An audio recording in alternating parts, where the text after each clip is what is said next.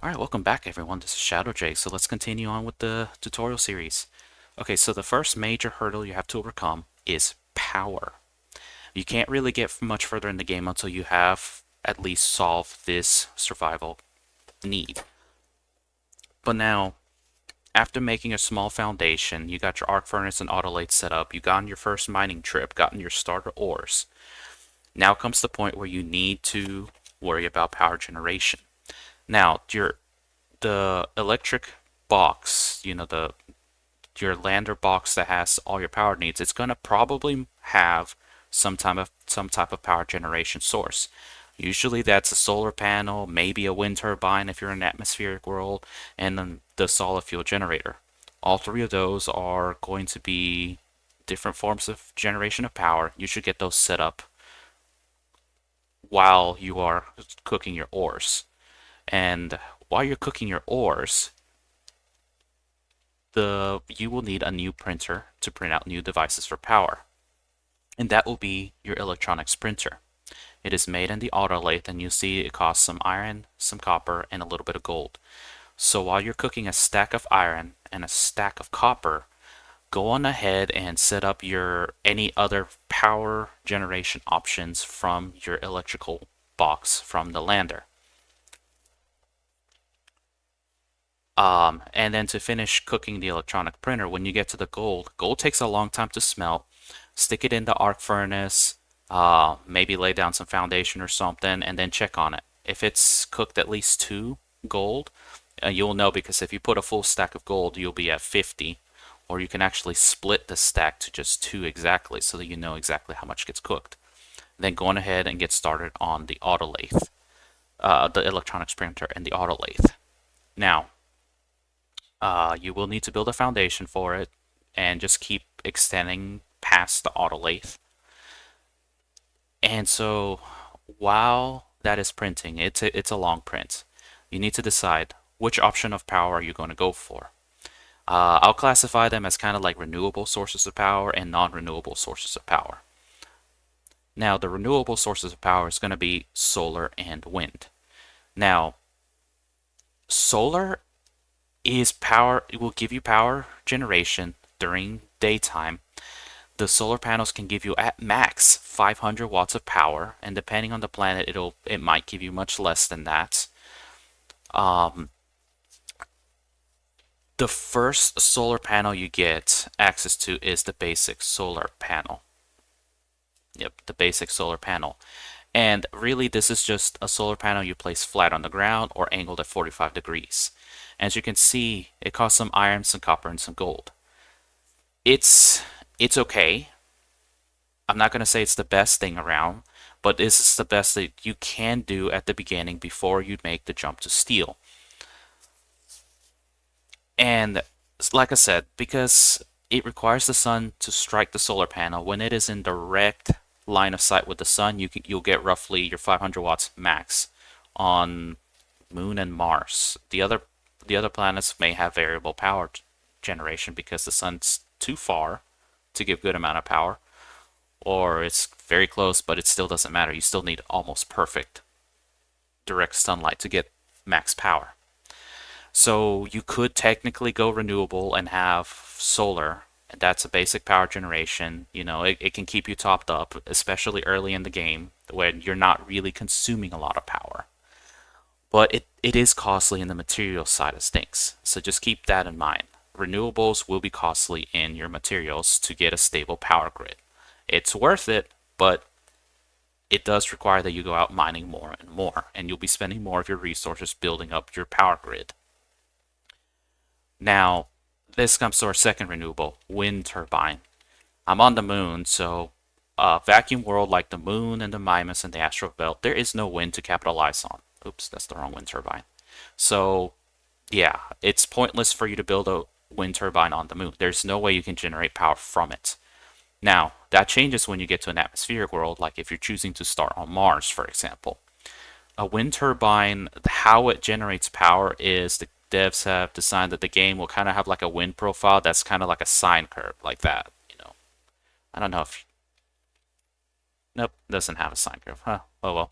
Anyways, it's a sine curve, so At some point of the day, the wind will ramp up. It'll give you max generation, roughly 100 watts, and then it'll slowly taper off to nothing.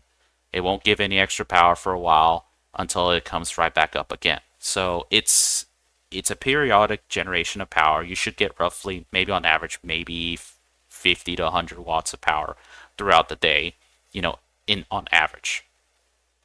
So obviously not as effective as the solar panel. However, that it does allow you to generate power in the nighttime hours. Because solar, you kind of want to have enough solar panels to generate power for you to last you through the night. Wind turbine can kind of help cut the need for it. But now there is a catch with wind. Wind power, while it generates a very low amount of power, when a storm hits, you generate a significant amount of power. Now, this description may not be up to date. You see the normal wind turbine during a storm, if I remember right with the previous update, it generates 1 kilowatts of power throughout the entire storm. Storms last roughly anywhere from 5 to 10 minutes. It's very variable. So that means throughout that entire storm, the wind turbine is generating on average 1 kilowatts of power. It follows the same sine curve where throughout the storm it'll pick up, but most of the times throughout the storm there's like a low generation rate, so it's always generating power, and it will cap out at 1 kilowatt and then go back down to whatever its minimum generation is during the storm and keep doing that. So during a storm, wind turbines can get you a significant amount of power. But that leads to a small issue with that. Well, if you get so much power, you gotta consider your cable options. Cable coils. So let me talk briefly about cable coils. You have the normal version and the heavy version.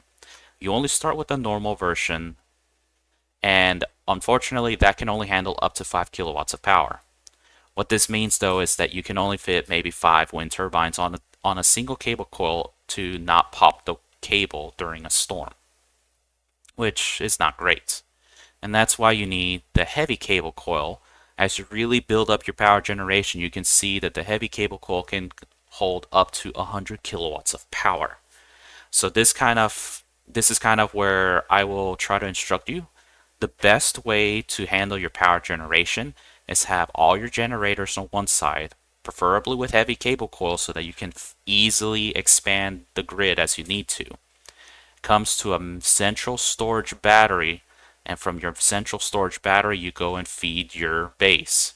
So generation, battery to base, heavy cables between generators and battery, and then from your central battery you can split off cables to different parts of your base. That would be the best way to construct your power generation grid. Well, one thing I haven't mentioned is that central storage battery. I don't mean APCs.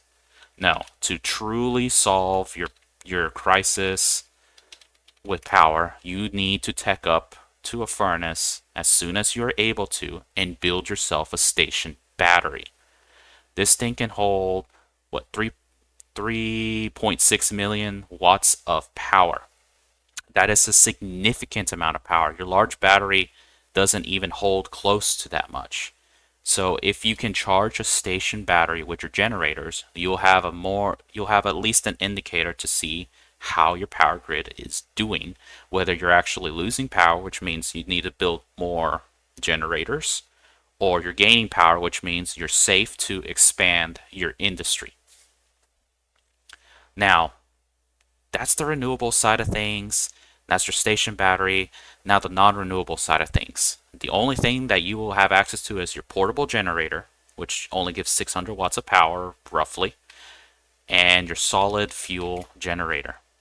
Now, this thing can provide up to 20 kilowatts of power. So I'm sure you're thinking, well, if I can provide that power, why is it not breaking my normal cables when I first connected it to the APC? The answer to that is, every time you feed it coal, it has the potential to apply that much power to your entire cable structure. However, none of that power gets used or brought to you unless something's actively using it up, which at the early game, you're just not going to be able to do that. Unless you somehow go crazy and build a ridiculous amount of arc furnaces to power with a solid fuel generator, you're just not going to get much out of it. The non-renewable option is more of a rush to get your station battery, get your heavy cables, because normal cables won't cut it, then connect your solid fuel generator to it, and 20 pieces of gold roughly fully charges the entire thing. And so this is kind of why I said you got to choose between, on the early game, renewable power or the non-renewable power. If you choose the non-renewable power, you save a lot of copper, gold, and iron at the beginning that you would spend building your panels and wind turbines. Because all you really need is your solid generator, your station battery, heavy cables, done. You're free to kind of tech up or build up for a while, so long as you occasionally give your generator coal. And that actually can work to your advantage because that can give you time to build out your solar panels and wind turbines. The biggest mistake that you can make is completely foregoing renewable, never getting a station battery, and relying on the solid fuel generator. That's the biggest mistake you can make, because now you're using up your coal, not even getting the full amount of power from it, and then you're just going to get yourself stuck in a bad loop of having to go further and further for coal, and just barely keeping yourself running. And the goal is to have your power situated by around day 2, day 3. So if you're in day 10 and still struggling for power, you've probably got to past the point of no return, because by then your food and water should be dwindling, and you really need to be looking at that point. Now, let's get with the playthrough. So I'm just going to be very briefly kind of just take you through the steps. I don't want this to be a long video, so hopefully you can follow what is going on. I highly recommend you work on this with power. I will have an emergency hut video that you can build in addition to this while you're waiting for it, before you're actually ready to build a shelter. So let's get started. Like I said, number 1, start cooking your ores. In this case, the full stack of iron. Let's start cooking that. While that is cooking, we're going to go back to our construction box, get some materials, and you see this is kind of where you just expand the power grid this way. So we'll expand the power grid, put that back, single weld this.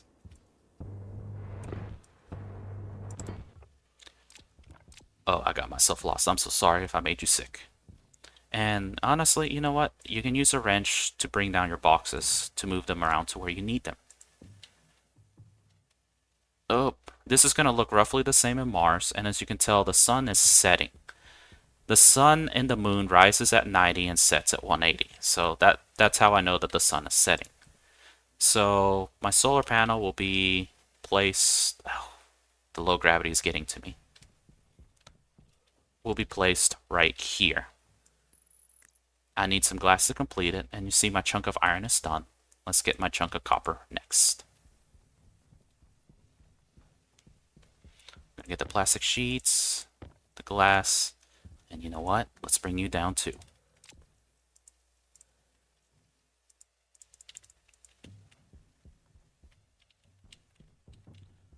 Okay. Oh, come on.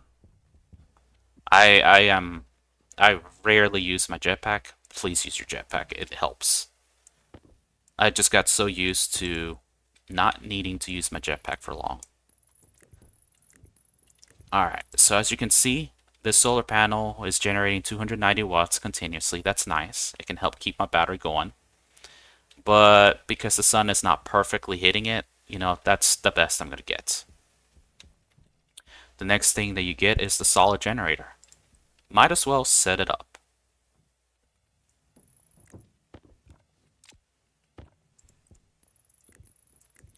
Gonna try your hardest not to use that. And you see my copper is still cooking. Now, to load ingots to your printers, the left slot is where you load ingots. And so we want the electronics printer, so we need the gold. But you know, I've smelted roughly half my copper. Let's go on ahead and pop it out. That should be enough. And let's start the gold. Now, to split a stack of an item, when you click on the top left point of an item, for example, you get a small window that says how to split. So we want exactly 2. Now I have 2 here, but just for the sake of showing you, 1, 2, like that. Now I can stick that in and let it cook. While that is finally cooking, let's expand this little infrastructure. So, you know, I'll put the frames here so that it doesn't fall on the floor. And then I'm going to need another 2 frames for the electronics printer. See, now the gold came out. Grab the gold, stick it in your auto lathe, and now comes printing the electronics printer. As you can see, it's going to take a while. So let's finish cooking the copper. Let's go ahead and finish making the foundation. And like I said, I am not going to make an emergency survival hut for this part. I'll leave that for a separate video. But when you're making the foundation like this is probably a good time to start working on making your survival huts.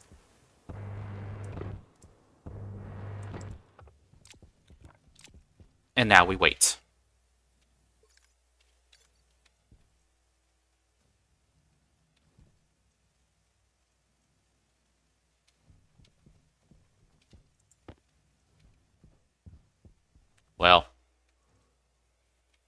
Well, I said now we wait, but I forgot to set up the battery charger. I like to put the battery charger before the APC because you don't want it to use up APC power on the battery charger.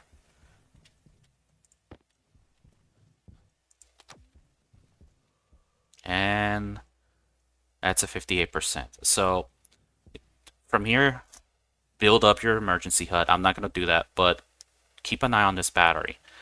You can hot swap the batteries, you know, have it in your hand, hover over the new battery, and then left click to swap. That will not interrupt the print job. If I were to just pick up the battery and then set the new one in, you know, I remove power, that stops the print job. The copper is done. Let's cook more iron.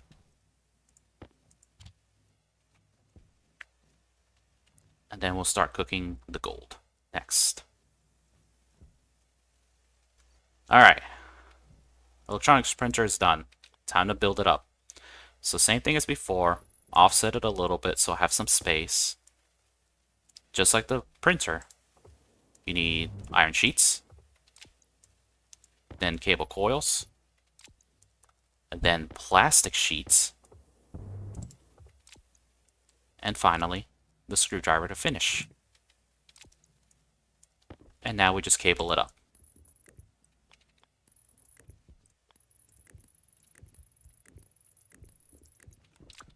See, the last bit of iron came out. We're just going to stick that in the electronics printer. Now we're going to cook, let's say, half our gold. We're going to have that cooking half our gold. So at this point, you have your auto lathe for basic materials and your e-printer to start working on power. So in the next video, I am going to cover making a furnace to get your first batch of steel. Because to make your station battery, you need steel. So, hope to see you then.